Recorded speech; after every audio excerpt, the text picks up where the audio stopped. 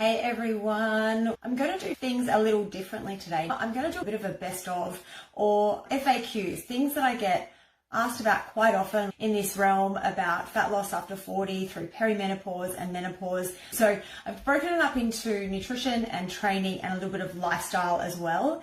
I want to break down some myths. I only bring you evidence-based information in this group.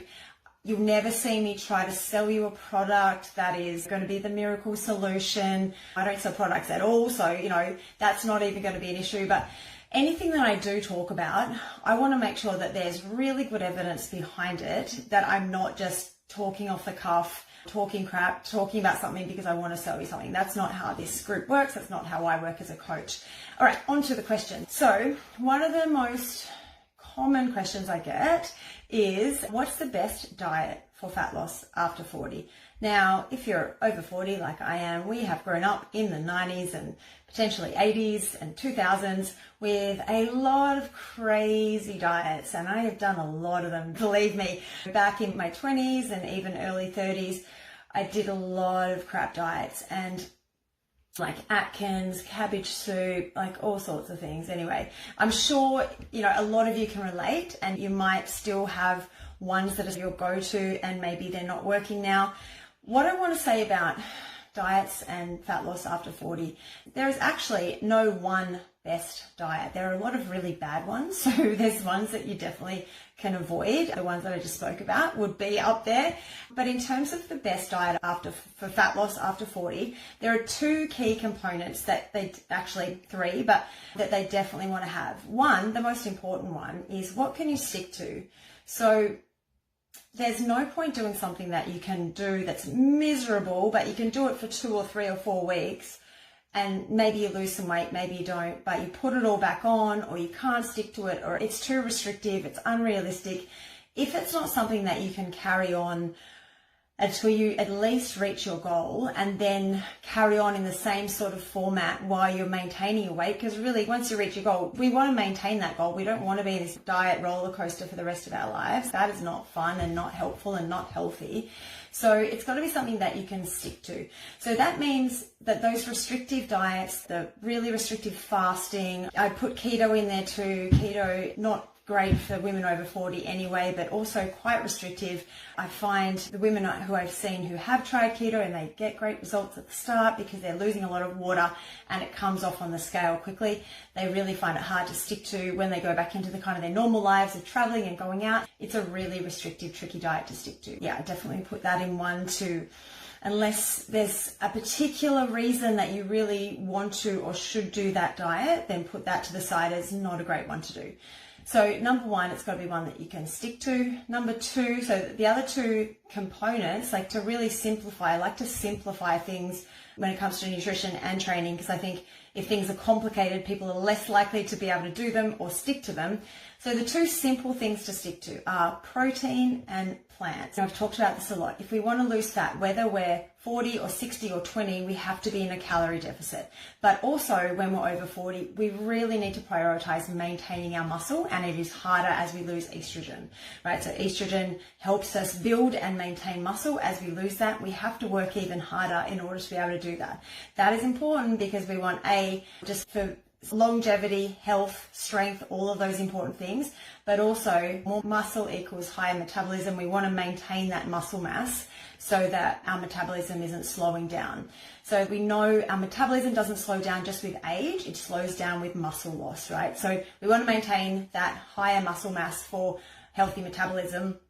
Protein and strength training are the key to that. So making sure that whatever diet you pick has ample protein and ample plants. So plants, fiber, right? So we need fiber for all sorts of things, health, gut health, cholesterol regulation, but also it helps to keep you full. So if you are eating enough fiber and protein and you're in a calorie deficit, which you need to be to lose body fat, we want to make sure that we're not feeling starving all the time. You're not low energy, you're not super hungry, because that's going to make it really tricky to maintain too. So the best diet is something that contains enough protein and enough plants, and then carbohydrates for energy, and then good fats for hormone health. So it's got all the macronutrients, right? But we're still in a calorie deficit. So that might have been, it made it simple. If you're still stuck on that, then there are definitely some videos in the group that go into more depth around that fat loss equation.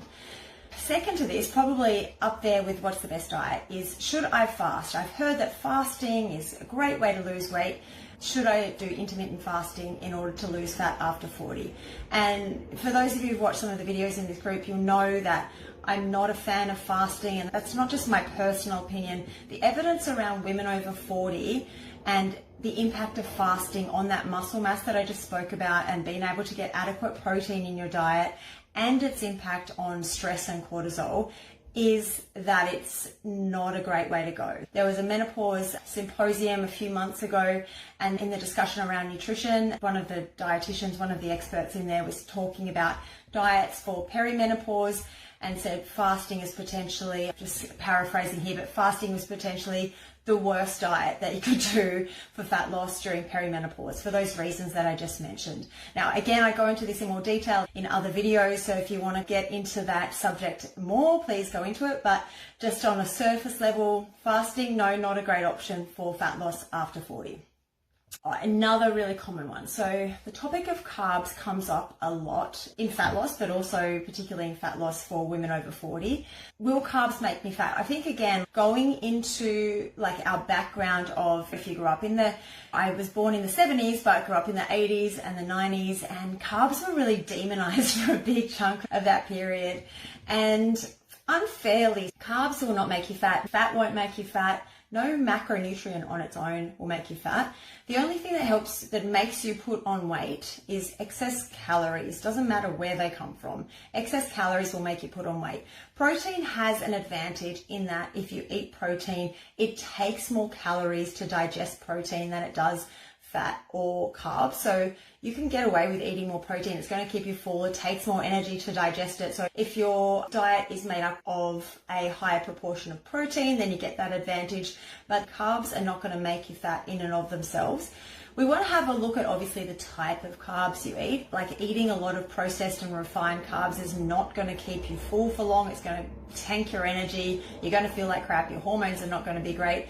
But if you still stayed in a calorie deficit, if you were still able to, even on a bad diet, on a low quality, poor diet of lots of refined carbs, then you would still lose weight. You wouldn't feel great, and it probably wouldn't be very sustainable. You'd probably lose muscle mass and have no energy to do anything. But in theory, yes, you could. So carbs themselves are not the demon, but in an ideal world, we're eating a combination of non-starchy carbs, like your vegetables and your fruit and things like that. So they're obviously great for fiber. They're part of the plant section that I just spoke about earlier. And then you've got your starchy carbs, your rice and your sweet potato and your potato and things like that. They're more energy dense carbs as well. Again, not the demon. It's just about the calorie equation at the end of the day. But you might do better limiting those a little bit if you tend to overeat on those, because they are higher calories. So if you're looking for fat loss, if you want to drop some centimeters or you want to just lose some body fat, then the refined carbs or the starchy carbs are probably your best option to limit those, because we can reduce the calories without impacting our protein intake and without impacting our intake of good fats too much as well. I had a great question from Andrea in the Facebook group who asked, just read it here. I read there's a way to lose weight without losing fat from the face. How does that work? I've lost 10 pounds. I didn't eat much, but it showed on my face immediately. I look a lot older with my face without fat. So this was a really good question, and I think it goes a little bit into a couple of things. A couple of things that affect that are, one, genetics, which you can't do much about. We can't spot reduce. So if I want to lose 10 pounds from my butt, unfortunately, I can't decide where I lose it from. When I lose weight, I lose it from like the top down. So like my face, then my shoulders, my boobs, and then my waist hip size, right? So other people are the reverse to that. They might keep the fuller look on their face for longer. So genetics definitely plays a part in that, and you can't decide where the fat comes from. If you're losing body fat, your body will decide where that comes from.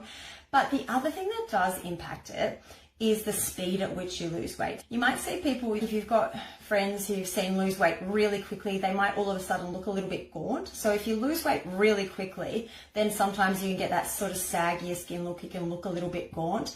So if you're losing weight at a steady, sustainable pace, and I talked about this last week in how to lose fat faster. So steady, sustainable pace would be somewhere in the realm of half a kilo to a kilo a week. 1 to 2 pounds per week would be, like, a kilo is really at the upper end of that, like, sustainable steady rate. That's if you've got a lot more weight to lose. But if you're not losing weight too fast, you're often able to avoid that a little bit, but there'll also be a certain point at which you just can't, like, help but lose some weight from your face as well. So like I said, spot reducing, unfortunately we can't do that. If only we could go, hey body, lose 5 kilos from this point right here and nowhere else. I had a friend who used to be like, this is a male friend by the way, I'm going to do 100 sit-ups a day and that's going to lose my belly fat. And I'm like, it doesn't work like that. Unfortunately, we can't decide where it comes from, and doing any amount of exercise is not going to help you lose fat from that area. We lose fat through a calorie deficit. We can build muscle in particular areas by focusing on those areas, but we can't lose fat from specific spots just because we decide that's where we want to lose them from.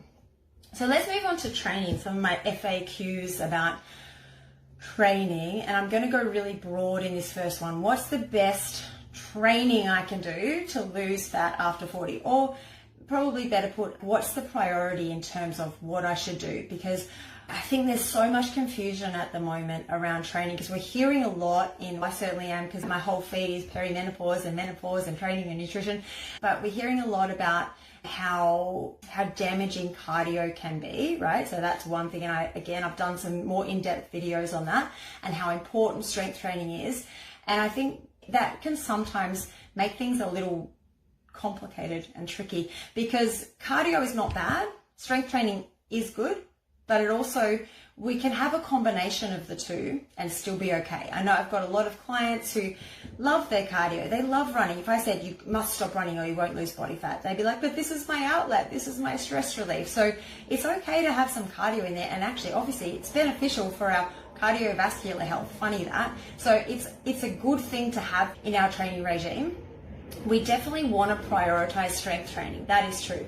But again, this can be a little intimidating for some women if they're like, people are telling me to lift heavy. What does that mean? How heavy do I need to go? What sort of weights do I need to lift? And I always say heavy is relative, and there's a range of reps and weights that are going to be beneficial for building muscle. So we don't have to do all of our training in this super heavy, only 3 to 5 rep range. We can do a bit of a mixture of things. And for some people, it's not even appropriate to go really heavy for low reps, like if you've got injuries or issues where we can't lift super heavy. So strength training is important, but where you start with strength training can be wherever you're at now. So it could be body weight training. You could just be doing some squats and push-ups at home. If that's where you're starting out, great. That is strength training. Big tick there. Then we can build into making it harder. So as you get better, if you're consistent with it and you improve and you get stronger, obviously you want to increase the stimulus. So you're having to work a bit harder at it as well. So that's where we can increase the weights or increase the reps or change the technique and the style of training to make it harder as we get stronger. So strength training definitely key.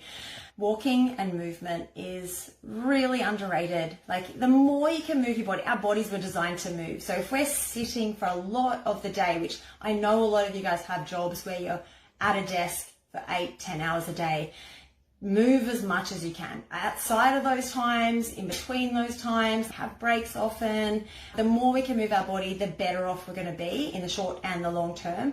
And the more we can just generate that movement through our day, then we're going to be using more energy as well. So a lot of the time what we see is we're putting on weight steadily through the decades, like maybe even from the 30s to 40s and 50s, because we're more sedentary. It's not because we're aging, it's because we're more sedentary, we're potentially eating more high calorie foods, sleeping worse. All of these things can combine to have this perfect storm to start putting on weight, and you may not even realize it until all of a sudden there's another 5 or 10 kilos that you didn't know were there. And it comes down to how much we move and then how much energy we put in our body. So the more you can move, the better. High intensity interval training, is it good? Is it bad? If done right, it's great. So we don't need to smash ourselves for 5 hours a week on high intensity interval training. It can be used strategically. So if we're doing our strength, we're doing our walking, doing some high intensity interval training, maybe twice a week, great. Maybe 3 times maximum. You don't need to be doing it every day for an hour. That can be counterproductive. That can increase cortisol, can make you burnt out, can make you stressed, and have this kind of diminishing returns when it comes to the impact on your fat loss or your body composition. So high intensity interval training, yes, but we don't need to go crazy with that. And it's a little further down the totem pole than strength and walking. Then when it comes to things like yoga and Pilates, I call them great to haves. Yoga's a great thing for general mobility, and stress relief is fantastic. Just being able to move your body in functional ways is fantastic. I think Pilates is, what I call it the other day, it's a bit of a gateway drug into strength training. If you're intimidated by strength training and you're at the moment sedentary or walking, then Pilates is a nice way in. But at some point, it's not going to give you the same stimulus on your muscles as strength training is going to. So with weight, I know there's going to be Pilates fans that are like, Pilates is amazing and it's going to give me long, lean muscles. No, the way we get muscles and toned muscles is to strength train with weights and then take away the body fat with our nutrition. That's the very basic crux of it. But Pilates is a nice to have if you enjoy it. You don't need to do it 5 days a week. If you've got time amongst the strength training and the movement and the HIIT, great. And it's also great if you're injured or you're coming back from injuries and you need to do a strength training in a protected manner. That's where I'd use it, but I wouldn't prioritize it up here for fat loss. And then the last one I wanted to talk about, the thing I get asked about a lot as well outside of training and nutrition, is supplements. And so I want to tread carefully here because there are some supplements that are fantastic and there are some that are a load of crap. And then if they sound too good to be true, they're probably a load of crap. And also, like, we have to be a little bit cynical sometimes about the marketing. So you'll see some things, I don't want to name names at the moment, but there are some things at the moment I'm hearing about all the time. What is this? And there's supplements, juices, things like that. There are some supplements that are basically the ones that are in their plain form that have really good evidence behind them. And I would put in that boat magnesium. So if you're struggling with sleep or stress, magnesium glycinate. If you're struggling with regularity like bowel movements, magnesium citrate, really great supplements. Ashwagandha seems to have some good evidence around stress reduction. What else is good? Inositol and glycinate for sleep. There are some good specific supplements for specific things. So sleep, stress, calming, things like that. I think if you're looking for like a magic pill supplement, like this is going to fix all my symptoms, then that probably doesn't exist. I'm sorry. There's just not great evidence behind any of those things. And I've looked, if there was a magic pill, I'd tell you about it, but behind those things that kind of claim to be this catch-all, I'm going to fix all your hormones type of thing. I put menopause hormone therapy or HRT in a separate bucket to that altogether. That's not a supplement, that's a hormone therapy. I am very much pro-choice when it comes to hormone therapy, that women need to be educated and be able to, if you decide that's what you want to do, be able to go armed with evidence into your doctor if you need to, because some of them will be like, no, you're too young, that's not appropriate for you, and be like, hey, I want to try this for this reason, these are my symptoms. So we definitely need to be able to have that conversation, and it really makes me upset when people like get shut down or doctors gaslight them and say, hey, you don't need that, or you're too young, or whatever it is. So just to be able to have that conversation with your medical professional is very important, and be able to make that decision yourself, because at the end of the day, it's your body. But yeah, different conversation to supplements anyway, is what I'm saying there. That is all I have for my FAQs. All right, thanks girls, bye.